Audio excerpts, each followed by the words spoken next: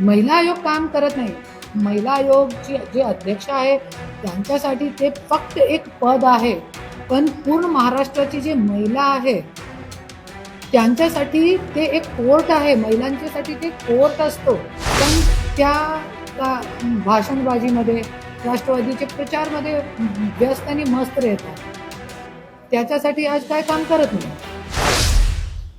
सगळा खुलासा झालेला आहे. जसे की वैष्णवीची जाऊने पण कंप्लेंट टाकलेली आहे मीडियावरती की महिला आयोगाला निवेदन दिला होता पण तिने आजपर्यंत काय काम केलं नाही.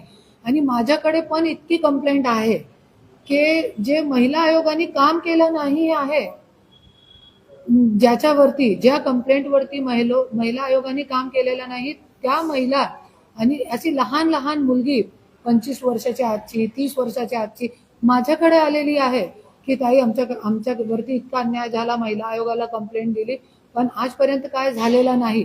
त्यांच्या फक्त दाखवण्याच्या आहे की माझ्याकडे 35,971 जे केसेस आले होते पण त्याच्यावरती तुम्ही काम किती केला?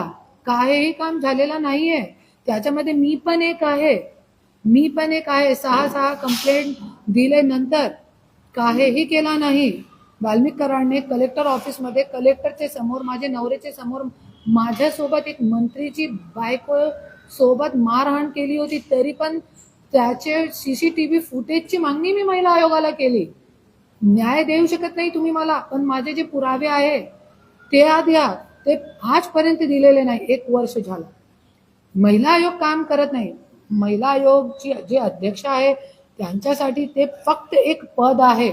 पण पूर्ण महाराष्ट्राची जी महिला आहे त्यांच्यासाठी ते एक कोर्ट आहे. महिलांच्यासाठी ते कोर्ट असतो आणि एक न्यायाची खूप मोठी गद्दी असतो ते, ज्याच्यावरती त्या न्याय करू शकतात. पण त्या भाषणबाजीमध्ये, राष्ट्रवादीचे प्रचारमध्ये व्यस्त आणि मस्त राहतात. त्याच्यासाठी आज काय काम करत नाही.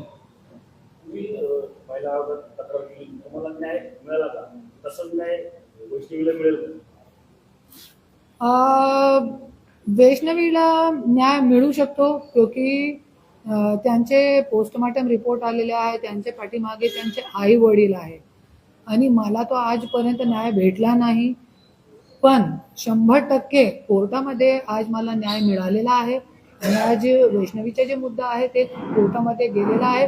तो 100% मला खात्री आहे की 100% वैष्णवीला पण न्याय भेटणार आणि मला तो मिळालेला आहे, सगळ्यांना माहिती.